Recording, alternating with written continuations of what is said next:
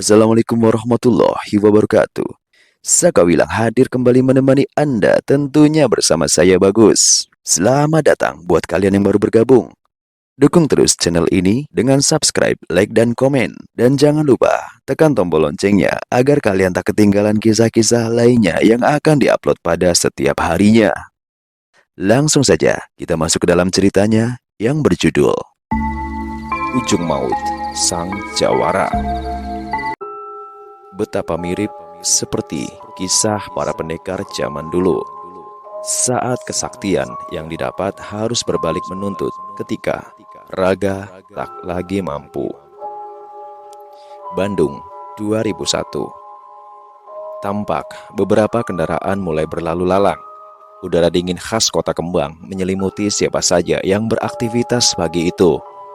Tak terkecuali Teh Neneng, seorang wanita tangguh yang sedang bersiap untuk bekerja di pabrik. Teteh berangkat dulu. Kalian jangan nakal ya. Jangan ganggu bapak. Kalau main jangan jauh-jauh, ujar Neneng ke adik-adiknya. Setelah berkata demikian, Neneng pergi ke pabrik untuk mengisi shift pagi. Adik-adiknya di rumah menemani ayahnya yang sedang sakit. Ibu Neneng juga sedari tadi sudah berangkat kerja untuk menjadi tukang masak di sebuah restoran kecil. Dan malamnya, sang ibu harus berjualan kue untuk memenuhi kebutuhan 9 anak dan suaminya yang sakit. Untungnya, Neneng mau membantunya dalam mencari nafkah. Ayah Neneng jatuh sakit karena masa mudanya yang berantakan. Ayahnya bernama Wawan. Masa muda Wawan dihabiskan di jalanan untuk bertarung satu lawan satu, mabuk, dan juga ikut tawuran antar kelompok. Waktu muda, Wawan menetap di Jakarta, baru setelah tua dan jatuh sakit. Barulah setelah tua dan jatuh sakit, ia kembali ke Bandung. Tak terhitung berapa banyak pertempuran yang sudah dilalui oleh Wawan, hingga luka-lukanya menumpuk di masa tua. Luka pertama Wawan didapatkan dari pertarungan di sebuah pasar di Jakarta pada tahun 1983. Saat itu, Wawan berebut lahan parkir. "Hei kalian, ini semua lahanku. Pergi atau kau akan kuhabisi," ujar Wawan sambil mengacungkan golok. "Alah Wan, kau ini sok jagoan. Ayolah kita berduel. Kita buktikan siapa yang lebih hebat di antara kita," tantang sang musuh. Wawan pun melompat ke arah musuh dan menyabetkan goloknya. Si musuh berkelit dan lanjut membalas Wawan dengan golok miliknya. Wawan dengan santai menangkis golok tersebut. Wawan memutar badannya sambil menendang lawannya. Satu tendangan berhasil mendarat di dada musuh. Lalu karena si musuh tidak terluka, si musuh lanjut menebas goloknya ke leher Wawan. Wawan menunduk. Lalu Wawan menebas tangan sang musuh. Ia mengira urat nadi musuhnya itu sudah putus. Ternyata si musuh kebal. Golok Wawan terpental, tapi Wawan masih percaya diri. Ia juga kebal bacok sama seperti musuhnya. Akhirnya Wawan mengeluarkan pisau belati yang disimpan di pinggang, lalu kembali menyerang musuhnya itu. Kali ini Wawan mengincar mata dan mulut si musuh. Mereka berdua pun lanjut berduel dengan sengit. Sampai-sampai orang-orang yang menyaksikan ngeri melihat duel dua preman yang kebal senjata itu. Wawan berguling dan berhasil menggores bibir musuhnya. Walau hanya tergores sedikit, musuhnya itu marah kemudian membacakan mantra-mantra dan ditiupkan ke golok miliknya. Tak mau kalah, Wawan juga membaca mantra-mantra lalu ditiupkan ke belati miliknya juga. Dua preman bengis itu kini sudah mengisi kekuatan di senjata masing-masing. Hanya tinggal menunggu waktu ada darah yang mengucur, karena ilmu kebalnya bisa ditembus. Wawan kembali melompat dan menyerang. Si musuh yang terlalu percaya diri langsung menyabetkan goloknya tanpa menghindar. Golok tersebut dapat ditangkis oleh Wawan. Walaupun ada sedikit goresan darah, namun nasib naas justru menimpa sang musuh. Pisau yang digunakan Wawan berhasil menembus perut sang musuh dan sedikit merobek bagian dalam tubuh sang musuh. Untungnya, pisau belati yang digunakan Wawan pendek dan kecil, sehingga luka robek di musuhnya tak seberapa fatal. Wawan juga tergores tangannya akibat pertarungan itu. Bukan luka parah, hanya goresan tipis memanjang, meninggalkan noda merah yang tak seberapa. Musuh Wawan segera dilarikan ke rumah sakit, sementara Wawan cukup mengambil daun sirih yang ada di saku celananya dan kemudian mengusapkannya, agar lukanya cepat mengering. Setelah pertarungan itu, Wawan menguasai lahan parkir pasar. Ia juga memiliki beberapa anak buah di pasar tersebut. Beberapa orang indigo yang ditemui Wawan, mereka selalu melihat ada satu makhluk yang berada di samping Wawan. Namun Wawan hanya tersenyum dan berkata pada mereka, "Jangan bilang-bilang, ini adalah bekalku untuk menghadapi musuh-musuhku," ujar Wawan. Merasa sedang berada di atas angin, Wawan sekarang jadi suka mabuk-mabukan. Tiap malam setelah mendapat setoran uang parkir, Wawan segera membelikan minuman keras. Wawan lupa kalau ilmu yang ada di tubuhnya itu adalah ilmu kebal bacok, bukan ilmu kebal alkohol. Perlahan-lahan alkohol yang tiap hari diminum oleh Wawan menggerogoti tubuh Wawan. Tapi karena masih muda, Wawan tidak terasa akan dampaknya. Ia tidak peduli dan tetap hanyut dalam kenikmatan semu dari alkohol. Beberapa anak buah Wawan sudah mengingatkan bosnya agar tidak terlalu sering mengkonsumsi alkohol. Karena selain merusak tubuh, uang Wawan juga lebih sering habis untuk beli alkohol daripada beli makanan. Maklum, dulu uang parkir itu sangat sedikit, karena dulu kendaraan jarang. Banyak yang memilih naik beca atau jalan kaki ke pasar. Namun Wawan tak menggubris hal itu. Dengan sombongnya, Wawan mengatakan ke mereka bahwa alkohol sekalipun gak mungkin bisa membuatnya celaka. Malahan, ia mengajak anak buahnya untuk enjoy, ikut minum bersamanya. Beberapa anak buahnya ada yang mau bahkan habis banyak, yang lainnya mungkin hanya minum 1 atau 2 gelas untuk menghormati bosnya tersebut. Kebiasaan itu berlangsung sampai beberapa bulan, hingga pada suatu hari, Wawan bertemu dengan gadis cantik bernama Tini. Pertama kali, Wawan melihat Tini di pasar pada saat pagi hari. Tini waktu itu belanja kebutuhan dapur dan kebetulan lewat di depan Wawan yang sedang menenggak alkohol. Mata Wawan tak bisa lepas dari gadis cantik itu. Saat itu, Tini belum sadar kalau ia diperhatikan oleh Wawan. Beberapa hari kemudian, Tini kembali lagi ke pasar naik beca. Wawan yang terpesona pun memandang wajah cantik Tini. Kini, Wawan menyembunyikan botol alkohol miliknya agar ia tak dicap sebagai berandalan. Namun Tini rupanya belum sadar kalau Wawan memperhatikannya. Wawan belum berani menyapa Tini. Ia hanya melihat Tini dari kejauhan. Sampai akhirnya pada hari berikutnya, barulah Wawan berani menyapa Tini dan mengajaknya kenalan. Saat disapa dan diajak kenalan, bukannya senang, Tini malah ketakutan dan menangis. "Maaf bang, jangan sakiti aku. Aku gak salah apa-apa. Aku juga gak bawa uang banyak. Ini aku ada sisa uang belanja. Ini buat abang aja. Tapi tolong bang, jangan sakiti Tini," ujar Tini sambil menangis terseduh-seduh. Karena panik, Wawan pun berkata, "Enggak kok, aku gak mau memalak. Aku hanya ingin kenalan," ujar Wawan sambil menyodorkan tangannya. Tini bukannya tambah tenang. Ia malah semakin menjadi-jadi tangisnya sampai beberapa orang melihatnya. Karena kasihan, Wawan akhirnya pergi dari tempat itu sambil menahan rasa malu. Wawan berpikir, apakah karena tubuhnya yang kekar dan kebiasaannya minum alkohol inilah yang membuatnya ditakuti? Akhirnya mulai besok, Wawan berhenti minum alkohol agar bisa diterima Tini. Dalam usaha mendapatkan Tini, ternyata Wawan tidak hanya mengubah kebiasaannya minum alkohol. Ia juga makin ramah pada pengunjung pasar dan tak jarang ia membawakan barang-barang belanjaan pembeli sampai ke angkot ataupun beca. Tak sampai di situ, Wawan juga menggunakan ilmu pelet untuk semakin mempermudah dirinya yang sedang melakukan pendekatan dengan Tini.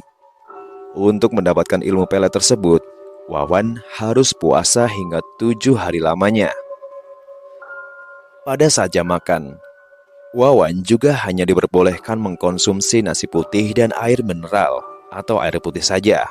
Dan pada saat hari ketujuh atau hari terakhir, Wawan harus berendam di sungai di sekitar tempat ia tinggal. Hari pertama puasa, Wawan sudah mendapatkan gangguan gaib. Sekitar jam 1 malam, tiba-tiba lampu di kosannya berkedip-kedip berkali-kali. Wawan mengira lampu kamar kosannya sudah lama dan harus diganti yang baru. Wawan sendiri belum tidur karena ia biasanya baru tidur jam 2 malam. Setelah lampu kamar berkedip, ia melihat ada sosok bayangan tinggi besar lewat di jendela kamarnya. Awalnya, ia mengira bahwa itu khodam ilmu kebal miliknya. Soalnya, ia biasa berkomunikasi dengan khodam miliknya itu. Tapi ketika dipanggil, bayangan hitam itu menghilang begitu saja. Saat sekitar 1:30 malam, kembali ada kejadian aneh. Kali ini kasur yang ia gunakan untuk tidur terangkat sendiri. Wawan sempat panik karena ia dan kasurnya sempat melayang beberapa menit hingga hampir menyentuh plafon rumah. Namun Wawan segera menguasai diri dan berkata, "Boleh kamu main dan iseng di sini, tapi tolong jangan sampai seperti ini. Kalau kau angkat orang beserta kasurnya, ya orangnya bisa celaka," kata Wawan sambil berusaha tenang. Padahal pikiran dan hati Wawan sudah panik bukan main. Perlahan-lahan kasur Wawan turun dengan sendirinya, dan Wawan bisa bernafas lega. Setelah kejadian itu, Wawan memutuskan untuk tidur saja, agar tidak lagi mendapatkan kejadian mistis seperti itu. Tapi tampaknya kejadian mistis ini akan terus berulang sampai Wawan menyelesaikan puasanya. Hari kedua terjadi sekitar jam 9 malam. Saat itu Wawan lapar dan ingin makan nasi. Tadi ia hanya minum air putih saja dan belum makan.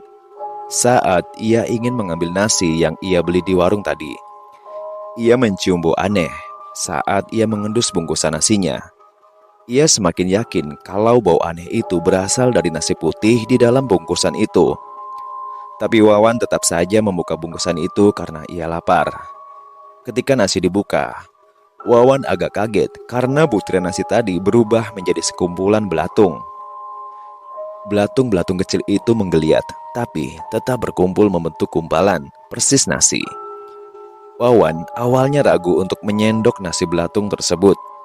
Namun ia iseng-iseng menyendoknya, karena ia pikir itu hanyalah ulah jin iseng yang ingin menggagalkannya dalam mendapatkan ilmu pelet. Tapi ketika disendok dan akan dimasukkan ke dalam mulut, belatung itu tetap saja berbentuk belatung. Badan belatung yang kecil-kecil itu menggeliat dan ingin keluar dari sendok. Wawan tak jadi memakannya. Ia hanya melihat belatung yang menggeliat di sendok tersebut. Ada beberapa belatung yang berjatuhan dari sendok dan tercecer di meja makan. Hal ini membuat Wawan yang tadinya tenang menjadi gusar. Karena belatung tersebut tak kunjung berubah lagi menjadi nasi. Karena kesal, ia pun membungkus kembali nasi itu. Lalu Wawan memukul bungkusan nasi itu sambil berkata, "Kalau memang kau nasi, jadilah nasi. Kalau kau memang belatung, jadilah belatung selamanya," ujarnya marah sambil memukul nasi bungkus tersebut hingga gepeng dan berhamburan. Setelah memukul bungkusan nasi tersebut, Wawan turun ke dapur untuk mengambil air minum. Setelah itu, ia balik lagi ke kamar kosnya dan berniat untuk membuang nasi bungkusnya. Tapi belum sempat nasi itu dibuang, belatung tadi benar-benar hilang. Kini hanya tinggal butiran nasi yang tercecer sedikit. Wawan pun buru-buru membuka bungkusan nasi itu, dan sisa nasi yang ada di dalamnya benar-benar berubah menjadi nasi yang normal. Karena ini sudah malam, tidak mungkin ada warung buka.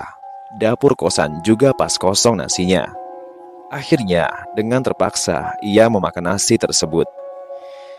Hari ketiga, kejadiannya semakin menguras kesabaran Wawan.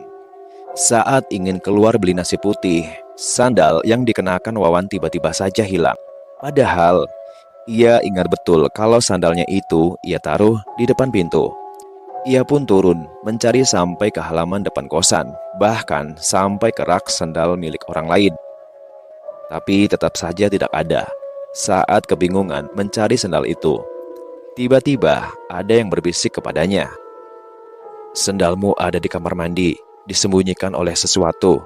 Kamu harus hati-hati," ujar suara tersebut. Sebenarnya, Wawan ingin memanggil khodam miliknya agar menghajar jin iseng yang mengambil sandalnya.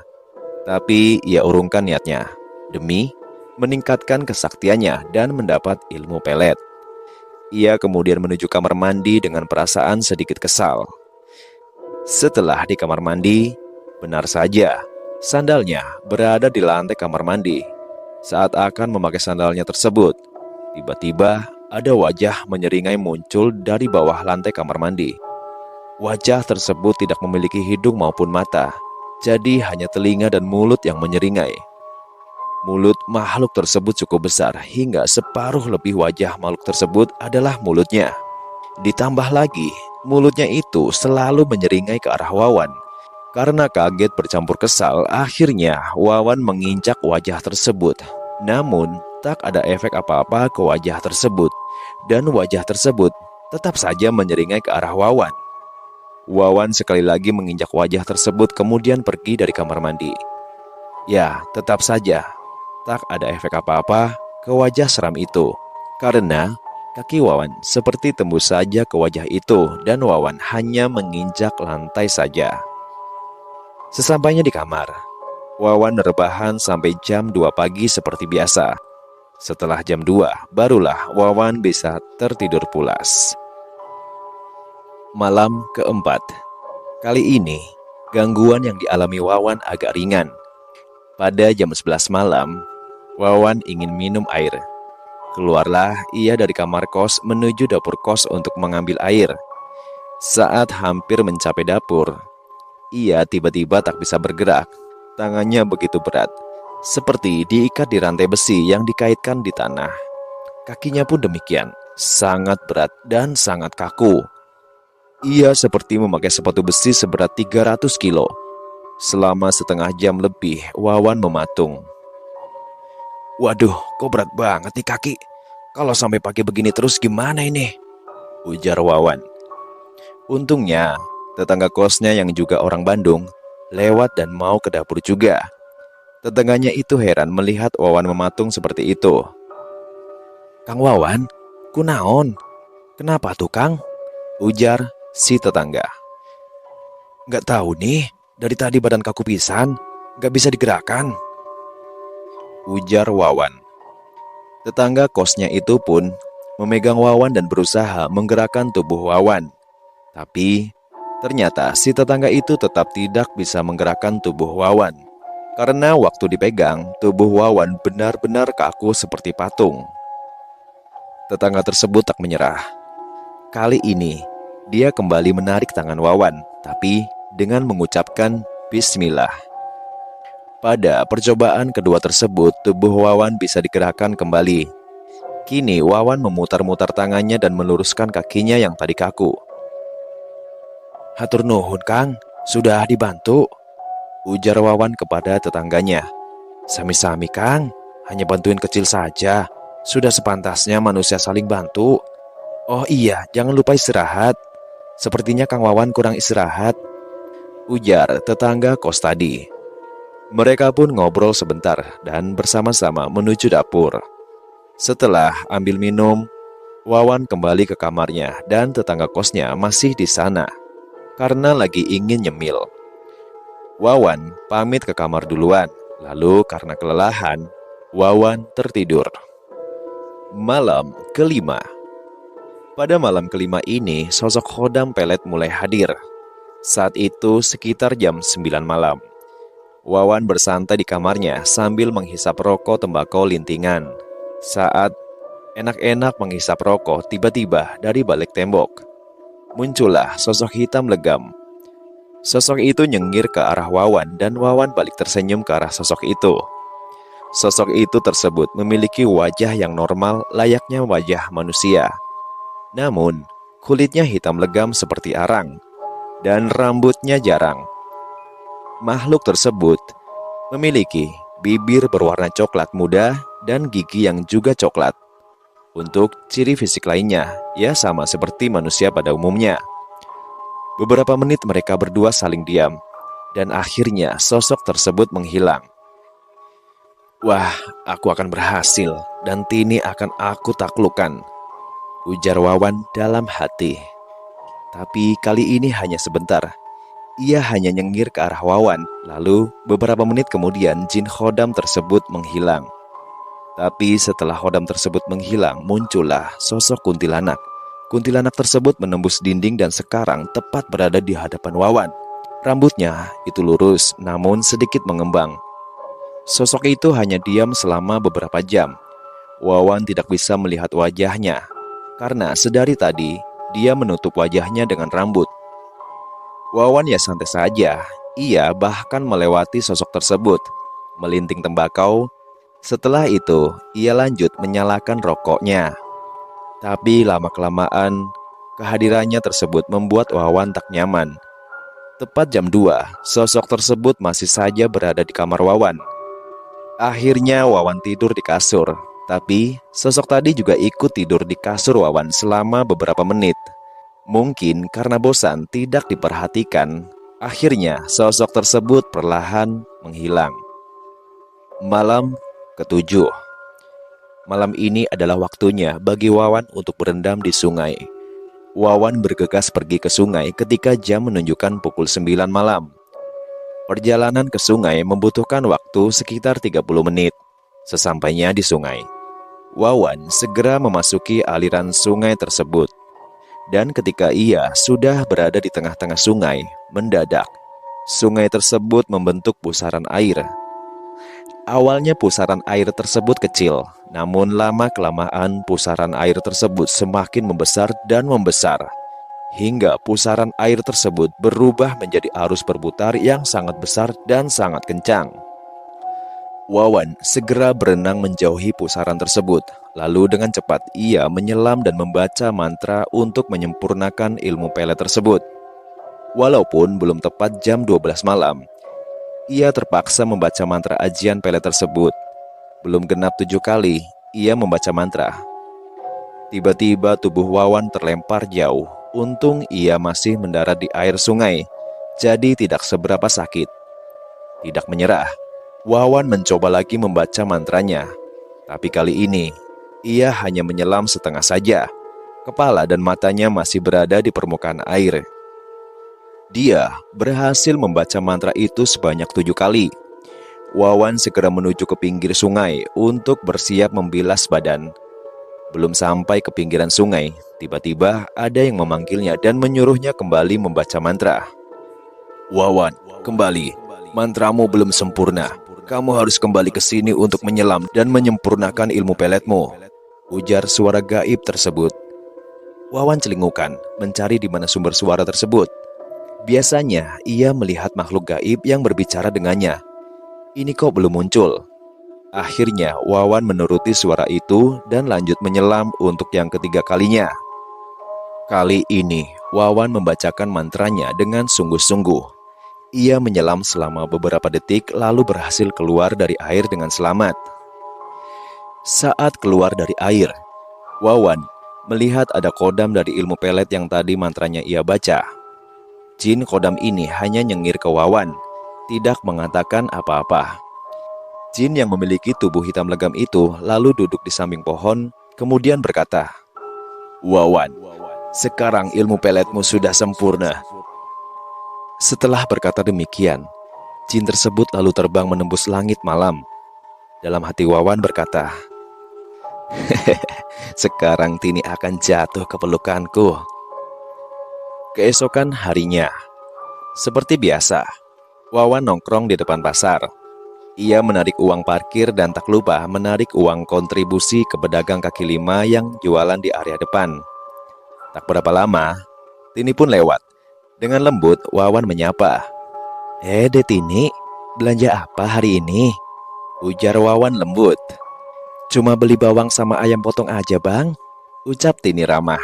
Sikap Tini kini berbeda 180 derajat dari sebelumnya.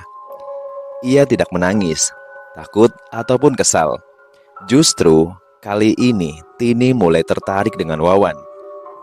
"Ya udah, ayo aku temani belanja ke dalam. Nanti abang yang bayarin belanjaannya," ujar Wawan. Awalnya Tini ragu, tapi seperti ada yang mempengaruhi pikirannya dan akhirnya Tini pun setuju. Ia tak menyangka bahwa Wawan yang berandalan itu bisa baik pada dirinya. Wawan segera berjalan di depan Tini, membukakan jalan untuk sang pujaan hati. Sorot mata Tini berbinar-binar, jantungnya berdegup agak cepat, dan hatinya mulai ditumbuhi benih-benih cinta. Terlalu dini untuk sebuah cinta yang murni, karena memang ada campur tangan dari pihak gaib. Selama 30 menit lamanya, mereka berdua keliling pasar. Wawan memborong banyak sekali bahan makanan untuk Tini. Setelah selesai, ia membawakan barang belanjaan Tini dan memanggil tukang beca. Setelah membayar tukang beca, Tini segera naik dan pulang ke rumah. Sesampainya di rumah, Tini menceritakan kejadian di pasar tadi kepada ayah ibunya. Orang tua Tini yang juga pendatang itu curiga dengan sosok Wawan yang diceritakan Tini. Mereka pun mewanti-wanti Tini agar selalu berhati-hati. Akan tetapi, Tini meyakinkan ke orang tuanya bahwa Wawan ini orang baik. Sejak hari itu, mereka berdua mulai surat-suratan melepas rindu melalui majas dan kata-kata yang tanpa batas di selembar kertas. Kalimat-kalimat indah dituliskan dalam suasana nyaman dan dengan sedikit bumbu rayuan yang menambah kesenangan. Walaupun cinta Tini hanya rekayasa dari makhluk durjana, namun cinta Wawan nyata adanya. Setelah beberapa bulan surat-suratan, kini Wawan memberanikan diri untuk datang ke rumah Tini. Orang tua Tini pun menyambut Wawan dengan baik. Wawan menjalankan semua rencananya dengan mulus. Awalnya, ayah Tini agak curiga dengan Wawan dan bilang, Nak Wawan ini kerjanya apa? Apakah Nak Wawan ini preman? Soalnya saya dengar-dengar Nak Wawan adalah preman pasar yang bengis," ujar ayah Tini menginterogasi. Wawan tak segera menjawab. Ia membaca mantra peletnya dalam hati. Kemudian setelah selesai, barulah ia menjawab pertanyaan ayah Tini. Jadi begini ya, saya teh asli Bandung. Di sini saya hanya seorang perantau. Saya bukan preman ya. Saya hanya tukang parkir biasa. Dan saya rajin kok. Setiap pembeli yang ketemu saya bawakan belanjaannya gratis. Tapi kalau ada yang ngasih mah, saya terima. Saya juga punya sambilan jualan kue. Soal rumor saya sebagai preman yang bengis itu juga salah ya. Saya teh di pasar hanya membela diri saja. Maklum ya, jalanan keras. Dan semoga ayah bisa mengerti dan memahami kondisi saya, ucap Wawan berbohong. Entah karena percaya dengan omongan Wawan atau entah karena pengaruh gaib dari pelet tersebut, ayah Tini manggut-manggut saja tanda setuju. Orang tua Tini segera memberi restu untuk Wawan dan Tini agar segera menikah. Ternyata manjur juga pelet yang aku gunakan ini. Tidak hanya gadis pujaanku saja yang berhasil aku dapatkan, tapi juga simpati orang-orang, termasuk orang tua Tini, ujar Wawan ketika sedang termenung sendiri di kamar. Ya, pelet yang digunakan oleh Wawan bukan hanya berfungsi untuk menarik lawan jenis saja, tetapi juga berfungsi untuk menarik simpatik orang. Pelet dengan tipe seperti ini merupakan pelet tipe tertinggi. Beberapa bulan setelah pendekatan, Wawan pun melamar Tini. Orang tua Wawan dari Bandung didatangkan untuk menyatakan kesungguhan. 1 bulan setelah lamaran, mereka pun menikah. Wawan juga kini mulai jualan kue keliling dibantu dengan Tini. Tarif parkir di area kekuasaan Wawan pun diturunkan. Anak buah Wawan yang tadinya hanya memalak, kini ia ajak untuk berjualan kue keliling dan jual baju. Tapi tiap bulan, pedagang di area luar atau area parkir yang masih wajib setor uang keamanan ke Wawan. Namun, jumlahnya kini dibatasi atau dikurangi oleh Wawan sendiri. Tujuannya, agar tidak memberatkan pedagang. Ia juga kerap kali membantu pembeli di pasar apabila ada yang keberatan bawa barang belanjaan.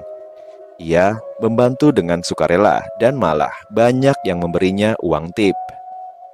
Ia juga sering menjadi petunjuk jalan bagi orang yang bingung mencari bahan makanan tertentu atau mencari barang tertentu di pasar. Ada anak hilang di pasar. Wawan juga inisiatif membantu mempertemukan dengan orang tuanya. Kalau lagi senggang, Wawan juga suka menyapu parkiran sehingga parkiran terlihat bersih dan rapi. Wawan kini berubah menjadi ramah pada warga dan pengunjung pasar. Namun, tetap bengis bila ia harus memperebutkan wilayah.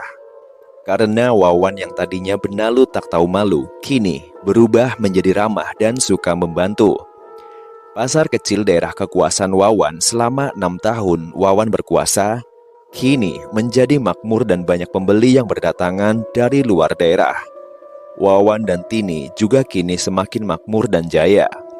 Mereka berdua juga dikaruniai 5 orang anak yang ganteng dan cantik.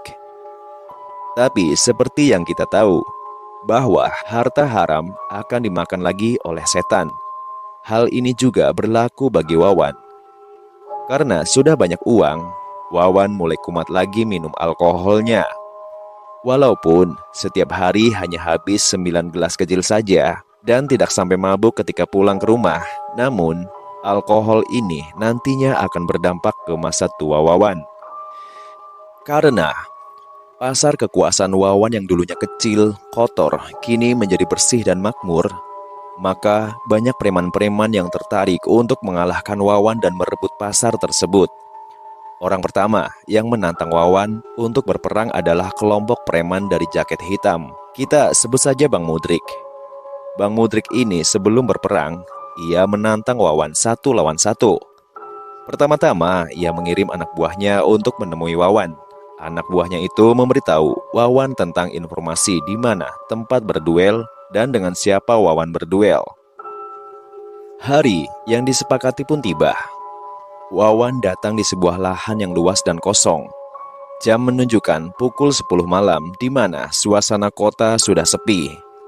Mudrik menyeringai dan memamerkan otot-ototnya. Ia optimis bisa mengalahkan Wawan dengan mudah. Wawan juga tak mau kalah. Ia memamerkan otot-ototnya yang juga besar sambil tersenyum sinis. Pertama-tama, Wawan membaca ajian Senggoro Macan untuk membuat musuh segan dan takut. Ingsun amatak aji, ajiku Senggoro Macan, ucap Wawan. Sisa bacaan mantranya ia baca dalam hati. Namun sang lawan juga rupanya membaca tipe mantra sejenis. Tak kurang akal, Wawan lalu membaca mantra ajian Lembu Sekilan. Ingsun amatak aji, ajiku sang lembu sekilan. Setelah mengucapkan mantra itu, Wawan melompat dan menyabet goloknya. Mudrik dapat menghindar. Lalu ia balas menyabet tubuh Wawan berkali-kali. Namun Wawan santai saja. Tubuhnya kini sudah seperti perisai besi. Ia ganti menebas tubuh Mudrik dan Mudrik juga rupanya kebal. Mudrik ganti meninju wajah Wawan. Namun Wawan bisa menghindar. Pertarungan mereka sengit sehingga berlangsung 2 jam lamanya. Karena sama-sama kelelahan, mereka berdua lalu mengeluarkan daun kelor dan daun bidara dari saku mereka masing-masing. Kemudian mereka mengoleskan ke golok mereka. Ini pertanda akan ada kulit yang tergores dan darah yang menetes. Karena kedua daun itu adalah penawar atau penghilang ilmu kebal. Wawan mulai menyabetkan goloknya, tapi Mudrik berkelit dan balik menyerang Wawan. Mudrik yang menyasar dada Wawan berhasil menggores dada Wawan walau tipis. Darah mulai menetes, tapi tak dirasakan oleh Wawan. Wawan kembali melompat dan menyasar leher Mudrik. Mudrik berhasil berkelit dan berputar menyamping. Ia pun berhasil menggores perut kiri Wawan sebanyak 2 kali. Namun Wawan belum menyerah. Dengan cepat, Wawan menebas tangan Mudrik yang hendak menyerangnya. Dan karena lengah, sabetan golok tersebut berhasil mengiris daging tangan Mudrik. Darah mengucur deras dan ia pun lemas. Wawan segera menendang Mudrik agar golok di tangannya terlepas. Karena tak tega, Wawan segera merobek kaosnya untuk membalutkannya ke tangan lawannya itu. Prinsip Wawan adalah jangan sampai membunuh. Ia pun memanggil anak buah Mudrik untuk kemudian membawa pemimpinnya itu ke rumah sakit. Wawan tak ikut. Ia sudah ngantuk dan capek. Lagian, ia hanya mempertahankan wilayahnya saja. Wawan pun pulang untuk bisa segera tidur di rumah. Beberapa hari kemudian, Wawan mendapat tantangan lagi dari geng jaket hitam. Kali ini, geng jaket hitam menantang Wawan untuk berduel 10 lawan 1. Wawan sendirian dan harus menghadapi 10 orang dari geng jaket hitam. Wawan pun menyanggupi hal itu, tapi dengan syarat. Setelah geng jaket hitam kalah, mereka tidak boleh lagi datang ke pasar ini. Karena yakin akan menang dan merebut pasar, geng jaket hitam pun menyetujui syarat itu. Malam harinya, mereka pun berangkat untuk berduel. Di lapangan yang luas mereka bersiap. Wawan melompat ke kerumunan musuh dan membabat mereka satu persatu. Lompatan Wawan tinggi, hampir seperti orang terbang. Entah ajian apalagi yang digunakan oleh si Wawan. Tapi berkat lompatannya yang jauh dan tubuhnya yang bisa ringan setengah terbang, Wawan pun dengan leluasa membabat habis musuhnya tersebut. Tendangan Wawan mendarat ke masing-masing dada musuhnya. Golok para musuh dibuat bengkok bahkan patah. Tetapi seperti biasa, Wawan tak membunuh musuh-musuhnya. Ia hanya mencederai seperlunya. Hati kecilnya tetap tak tega bila harus membunuh. Tapi lawan-lawannya seringkali mengalami trauma mendalam ketika berhadapan dengan Wawan. Malam itu seperti biasa, Wawan menang. Dan semua anggota jaket hitam hampir pingsan semua. Tapi masih ada yang bisa berdiri beberapa. Saat itu juga Wawan berkata kepada mereka, "Sudahlah, gak ada alasan untuk kalian meneruskan pertarungan ini. Kalian semua sudah kalah. Kalau kalian masih nekat terus bertarung, ini namanya pembantaian. Lihat itu temanmu yang rahangnya geser dan yang lututnya geser. Itu harus segera dibawa ke rumah sakit," ucap Wawan sembari meninggalkan mereka. Awalnya ada satu orang yang mau terus bertarung, tapi dicegah oleh teman yang lainnya. Akhirnya mereka semua pun pergi ke rumah sakit, sementara Wawan pulang dan tertidur. Sesampainya di rumah, badan Wawan juga sakit. Wawan rebahan selama 5 hari di kasur. Ia kesulitan bergerak karena seluruh persendiannya sakit dan tubuhnya memar-memar. Ia hanya sesekali bangun untuk makan, mandi, dan buang air saja. Selebihnya, ia rebahan lagi di kasur. Karena pada dasarnya mereka semua jago bertarung. Cuma Wawan sedikit lebih unggul dibanding mereka. Setelah 1 minggu sembuh, Wawan mendapat tantangan lagi. Dan hal yang sama juga terjadi seperti malam-malam sebelumnya. Wawan berhasil membabat semua musuhnya. Sampai akhirnya tidak ada yang berani mengusik Wawan. Hingga akhirnya Wawan leluasa menjadi preman di pasar itu, sekaligus jualan kue dan jualan baju. Pasar yang tadinya kecil berubah menjadi agak besar. Hidup yang lancar tak serta-merta membuat Wawan tenang. Ia tak paham atau mungkin pura-pura tak paham bahwa ibadah bisa memberikannya ketenangan. Wawan juga kini sering merasa tidak puas, apalagi kalau menyangkut wanita. Kini, ia melihat istrinya itu sudah tidak menarik lagi. Sudah tak sama seperti mereka pertama bertemu. Karena hal tersebut, tiba-tiba saja Wawan menceraikan Tini tanpa sebab. Tentu saja Tini syok. Namun Wawan tetap pada pendiriannya. Ia dan Tini tidak bisa bersama lagi. Tentunya, Tini menangis sedih karena tak bisa lagi bersama tanpa alasan yang jelas. Namun tekad Wawan sudah bulat. Beberapa hari ini, Wawan dan Tini mengurus surat perceraian. Dan setelah mengurus surat tersebut, Wawan membagi harta Gonogini dengan Tini. Tini menuntut untuk mendapat bagian harta lebih banyak, dan Wawan mengabulkan permintaan istrinya itu. Setelah bercerai, Wawan menikah lagi dengan beberapa orang dan semuanya juga berujung pada perceraian. Sampai akhirnya Wawan kembali ke Bandung untuk menetap dan bersantai di sana. Saat berada di kota Bandung inilah Wawan bertemu dengan Rodiah. Kemudian mereka menikah dan memiliki 9 orang anak termasuk Neneng. Pernikahan Wawan dan Rodiah inilah pernikahan paling langgeng. Hampir semua seperti pernikahan pertama. Wawan menua di kota Bandung sebagai seorang pengangguran. Ia bukan lagi preman, penjual baju, atau penjual kue seperti yang ia lakoni dulu sewaktu muda. Kini badan Wawan mulai sakit-sakitan dan harus berbaring di kasur. Luka sabetan, tendangan, dan pukulan kini sudah menumpuk di dalam tubuhnya. Tak terhitung berapa kali ia memar dan berdarah sewaktu muda dulu. Dan tak terhitung berapa banyak lawan yang berhasil ia kalahkan dulu. Tapi kini ia hanyalah seorang renta yang dipandang sebelah mata. Tiap hari, matanya hanya bisa menatap langit-langit rumah dan berharap bisa sehat dan bugar kembali, serta melihat semua anaknya tumbuh besar. Beberapa bulan berlalu. Kondisi Wawan tetap sama. Untungnya, ada Neneng yang menjadi tempat curhatnya, tempat ia meratapi nasib dan penyesalan semasa muda. Ia menceritakan setiap detil masa mudanya kepada Neneng. Ia juga menyesal tidak bisa membahagiakan anak-anaknya di masa tuanya ini. Neneng hanya bisa mendengarkan sambil berusaha menghibur ayahnya. 1 tahun berlalu. Kondisi ayah Neneng atau Pak Ridwan kini semakin memprihatinkan. Rumahnya yang dulu tidak ada gangguan sama sekali, kini mulai ada gangguan gaib. Mungkin itu adalah khodam jin dari bapak Neneng yang menuntut imbalan. Kejadian mengerikan pertama adalah ketika Neneng pulang kerja di sore hari.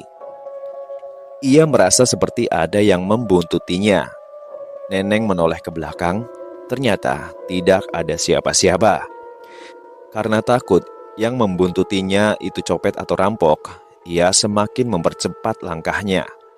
Dan sesekali ia menoleh ke belakang untuk memastikan bahwa yang mengikutinya bukanlah orang jahat.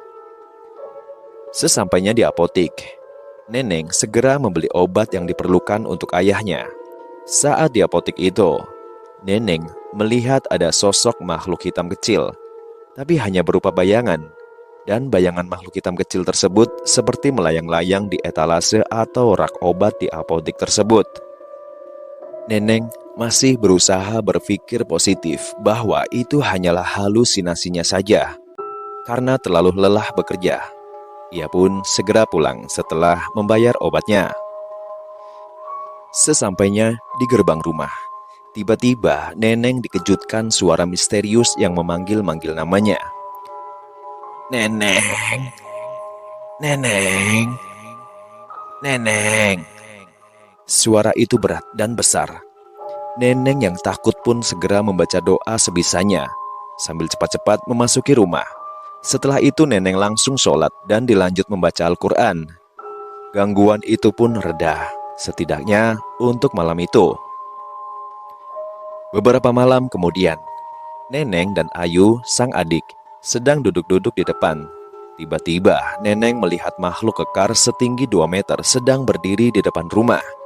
Makhluk itu memiliki perut yang gendut, tapi dengan otot-otot tangan yang kekar. Makhluk itu memiliki kulit berwarna ungu, wajahnya tidak kelihatan, hanya gelap saja. Mereka berdua pun langsung masuk kamar dan lagi-lagi Neneng membacakan beberapa ayat di Al-Quran agar makhluk tersebut menghilang. Beberapa menit berlalu. Ayu mengintip keluar dan ternyata makhluk tadi sudah hilang. Setelah makhluk tersebut hilang, Ayu bilang ke tetehnya untuk kembali ke teras depan untuk duduk-duduk lagi. Tapi Neneng tidak mau keluar, ia memilih nyantai di dalam saja. Karena Neneng rajin ngaji, ia tidak lagi diganggu, namun Ayu, sang adik, masih tetap diganggu oleh makhluk halus. Ayu diganggu pada saat ia mandi. Saat Ayu sedang asik mandi, tiba-tiba ada kain panjang menjulur. Kain itu berwarna coklat gelap. Ia awalnya tidak sadar, tapi setelah ia balik badan, ia melihat kain coklat telah menjulur. Kain itu berbau amis dan juga sudah agak kusam. Kain coklat itu bergerak naik turun. Ayu mengira awalnya kain coklat itu hanyalah kain biasa untuk tugas adik-adiknya. Ia dengan santainya mengeringkan badan dengan handuknya dan memakai pakaiannya. Setelah selesai berpakaian, sosok kain coklat itu tiba-tiba berubah menjadi sosok harimau. Sosok itu menggeram dan memperlihatkan gigi tajamnya. Ayu pun segera keluar dari kamar mandi dan menutup pintu kamar mandi. "Tolong, tolong, Teh Neneng tolong!" teriak Ayu minta tolong. Neneng yang mendengar cerita adiknya pun mendatangi sang adik. "Kenapa? Ada apa?" tanya Neneng. "Itu Teh, itu ada macan di kamar mandi. Maung Teh, harimau," ujar sang adik. Neneng pun segera memeluk adiknya dan mengajaknya ke ruang tengah. 3 minggu berlalu, kondisi ayah Neneng semakin parah. Ia menjadi kurus kering. Beberapa malam ayahnya menggerang kesakitan. Ibu Neneng atau Bu Rodiah kasihan dengan kondisi suaminya itu. Ia pun berinisiatif untuk konsultasi ke keluarga besar soal apa yang harus ia lakukan. Sepupu atau mamang si Neneng menyarankan agar Wawan diberikan air doa. Lalu, sang mamang sendiri akan mencoba memindahkan ilmu yang dimiliki. Nanti Pak Kiai yang bertugas untuk mendoakan ayah Neneng agar penyakitnya cepat diangkat dan siksaannya bisa segera diakhiri. Esoknya, sang ibu menemui Pak Kiai untuk meminta air doa dan air yang digunakan untuk mandi suaminya. Pak Kiai tidak langsung memberikan air itu. Beliau diam dulu sejenak, lalu memutar tasbihnya. 40 hari, tunggu 40 hari, maka penyakit suamimu akan terangkat, ujar Pak Kiai. Setelah itu, Pak Kiai menyerahkan beberapa botol air untuk mandi dan untuk diminumkan. Mereka pun menghitung hari, berharap Wawan bisa sembuh dan beraktivitas lagi. Sesampainya di rumah, Rodiah secara telaten memandikan suaminya tersebut, dan alhamdulillahnya setelah dimandikan, suaminya tersebut segar kembali. Dia mulai mau makan dan beraktivitas, tapi kalau air untuk mandi dan air untuk minum dari Pak Kiai habis, Wawan kembali kumat. Ia kembali lagi sakit, kembali tak mau makan. Jadi, setiap 2 hari sekali Rodiah harus bolak-balik ke Pak Kiai untuk ambil airnya. Untungnya, Pak Kiai tidak menetapkan tarif. Seikhlasnya saja, Rp2.000 pun tidak apa-apa. Pada saat hari ke-30, ada perubahan aneh di tubuh Wawan. Jika tidur, ayahnya suka mendengkur. Suara dengkurannya terdengar seperti harimau. Neneng sebagai anak, tanya-tanya ke mamangnya dan tanya ke Pak Kiai. Kira-kira ayahnya kenapa? Mereka sama-sama menjawab itu karena ilmu senggoro macan yang dimiliki oleh sang ayah. Pada hari ke-31, ada suara memanggil-manggil ayah Neneng. "Wawan, Wawan, Wan, kenapa kamu Wan? Ayo kesini Wan," ujar suara misterius tersebut. Ayu mendengar suara itu dan memberitahu tetehnya. "Teh, itu tadi ada suara manggil ayah di depan," ujar Ayu. "Udah yuk, jangan dibuka. Ayo kita pijitin ayah aja di dalam. Takutnya kalau kamu buka pintu nanti malah ada yang aneh-aneh," ujar Teh Neneng sambil masuk ke kamar ayah. Ayu pun mengikuti tetehnya untuk masuk ke kamar ayah. Mereka berdua pun memijiti ayah mereka yang tampak lesu. Saat mereka memijit itu, Neneng bertanya ke ayahnya. "Yah, tadi Ayu denger ada yang memanggil-manggil nama ayah," ujar Neneng. "Oh, itu penjaga ayah waktu ayah masih jadi preman dulu. Itu khodam jin ayah. Gak apa-apa, mereka gak ganggu kok," ujar sang ayah. "Oh iya Neng, maaf ya. Ayah belum bisa jadi ayah yang baik buat Neneng dan Ayu," ucap sang ayah sambil meneteskan air mata. "Gak apa-apa ya, Neng bisa ngerti kok kondisi ayah. Yang terpenting sekarang ayah sehat dulu ya," ucap Neneng. Tak lama kemudian, ada pintu diketuk. Setelah pintu dibuka, ternyata si Mamang datang untuk menjenguk ayah Neneng. Setelah basa-basi sebentar, Mamang membacakan mantra-mantra dan seperti menarik sesuatu dari tubuh Wawan. lalu memasukkan sesuatu itu ke dalam botol. Wawan sempat mengerang kesakitan selama beberapa saat lalu pingsan. Tapi, Mamang melarang Ayu dan Neneng menyentuh tubuh ayahnya. "Neng, ini botol kaca. Di dalamnya ada ilmu-ilmu kesaktian yang dulu dipelajari oleh ayahmu. Semua kodam di ayahmu juga sudah aku masukkan ke sini. Sekarang, kamu buang botol itu ke sungai yang mengalir.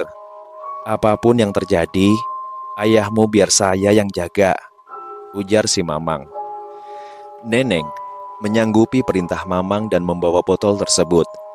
Tapi, sebelum sampai sungai, botol tersebut tiba-tiba melayang dan piar. Botol itu pecah. Untung pecahannya tidak mengenai badan Neneng. Karena sudah kepalang tanggung, Neneng mengambil pecahan kaca dari botol tersebut dan tetap membuangnya ke sungai. Sesampainya di rumah, Neneng menceritakan fenomena botol pecah itu ke Mamangnya. Dan si Mamang hanya bilang yang penting sudah dibuang botolnya, itu saja. Hari-hari selanjutnya, ayah Neneng dirawat oleh saudara-saudaranya karena Neneng kerja dari pagi sampai sore. Baru setelah sore ia merawat ayahnya. Waktu giliran Neneng yang jaga, Neneng agak ngeri karena sang ayah menguap seperti harimau yang sedang menguap, bukan seperti manusia pada umumnya. Karena kasihan, Neneng pun duduk di samping ayahnya dan mulai membaca Al-Quran. Setelah selesai membaca Al-Quran, Neneng pun menyimpan Al-Quran miliknya di lemari, lalu lanjut menemani ayahnya. Hari itu, ayah Neneng tidak mengatakan sepatah kata pun. Ia hanya tersenyum ke Neneng. 1 jam menunggu ayahnya, Neneng bertanya, apakah ayahnya mau buang air ataupun mau makan. Sang ayah hanya menggeleng lemah. Ia hanya berkata, "Ayah hanya ingin Neneng bahagia," ujarnya. Neneng menggandeng tangan ayahnya dan tersenyum.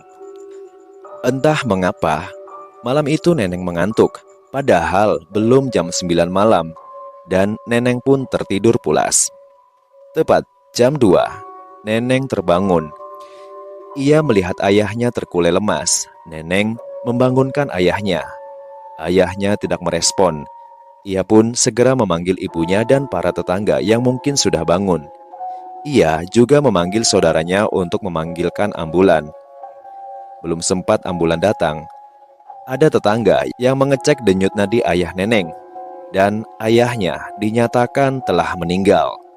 Neneng terduduk lemas melihat ayahnya meninggal. Tapi mau bagaimana lagi? Tetangganya yang seorang perawat juga turut datang pagi itu untuk mengecek lagi. Ternyata memang benar, Wawan telah tutup usia.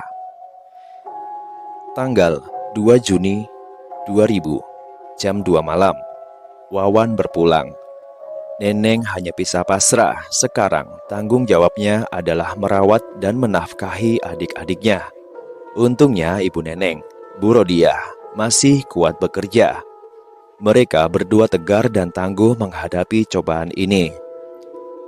Tahun 2023. Kini adik-adik Neneng sudah mandiri semuanya. Dan begitulah kisah seorang manusia. Lika-liku penuh tanya, kadang diambang keraguan, kadang dihantam kekecewaan, kadang diguyur oleh kebahagiaan. Apapun keadaannya, jangan lupa berdoa dan memohon kepada Sang Pencipta dan jaga ibadah, karena ibadah adalah dahaga di tengah gurun hingar-bingar dunia. Selesai.